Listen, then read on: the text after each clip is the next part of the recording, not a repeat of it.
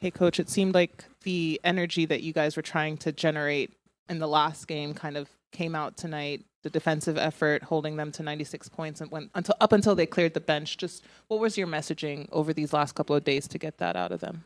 Just, I think that's, as you guys know, that's something we've tried to talk a lot about, trying to defend, and you have to have energy in order to do that. It was good to see us bounce back, and we had a little trouble in the first half, missing some rotations, which, they were able to get some threes. After we had a pretty good lead, we gave it back pretty quick. But I thought we really kept our composure and continued to defend, throughout the course of the game. And Garrison, of course, had 7 threes tonight. He missed only 1 shot. He's one of those guys that's always seeming to be ready. What have you appreciated about Garrison this season? Well, just that. I think it's unique to have a player that played well. The early part of the year, did a lot of good things, shot the ball, played defense, and to not play for however many games.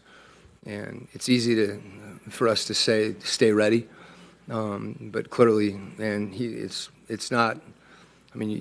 You're not surprised when he makes that many threes because you really believe in him. But it's obviously, that doesn't usually happen, and particularly, for that to be the case after, he'd been out for a significant period of time. So it's a credit to him and really the work that he continues to put in, whether he's playing or not. He was ready.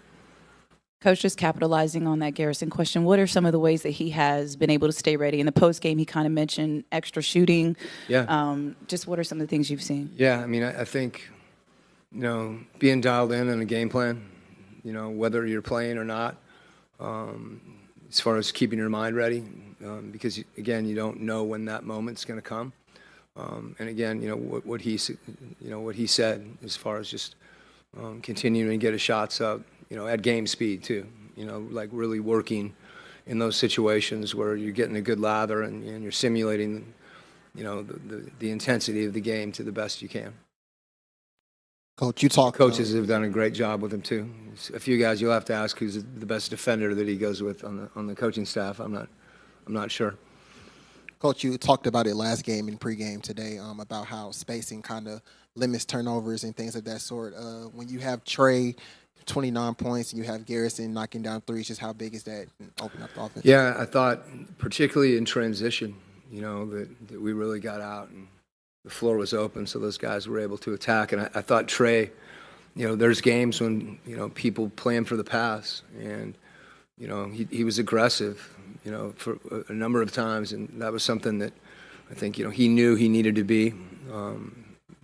When he plays against a shot blocker like that, like Rudy, I think in general for our team, this is one of the best jobs we've done, really playing with our eyes out and looking for each other when there's guys open on the perimeter. And it's something that we've talked a lot about, and we need to continue to improve on. We need to continue for those passes to be, on target. But I liked what I saw with that.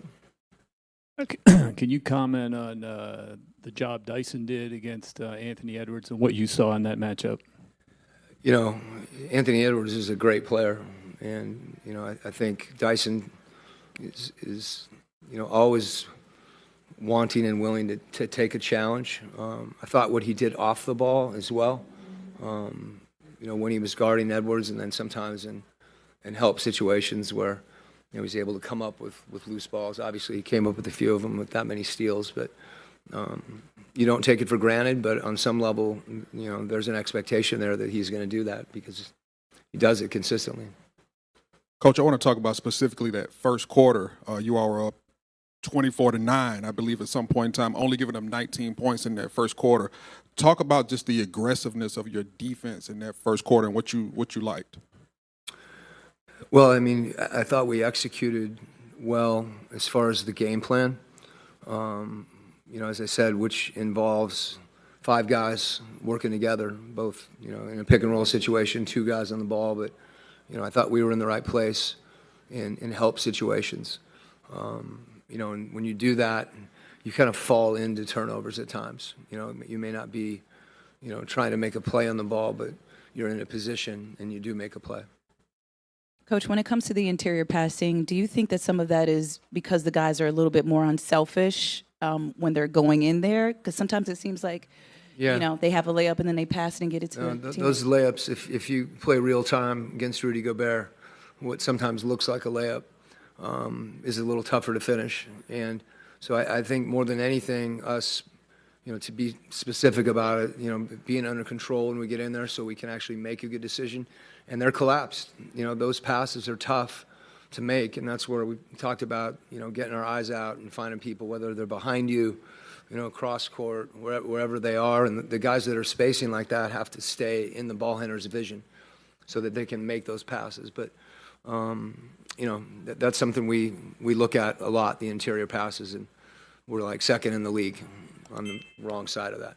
So I love our unselfishness, but again, it's not just the guy making the pass. Sometimes you get hung out a little bit, and that becomes a way to solve it late. And again, it's just something we got to continue to work on. I thought we were much better tonight in those situations.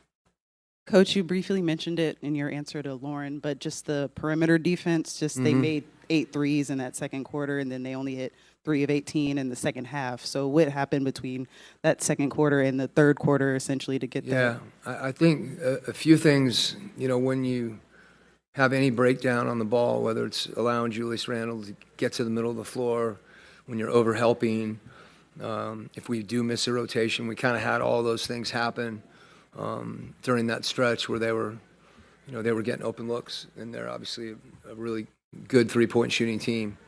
So cleaning some of that stuff up where, we're not putting ourselves in a tough position, early in the possession where somebody's getting to the rim and we've got to come over to help, and then, we're playing on our heels the whole possession. Okay, thank you guys.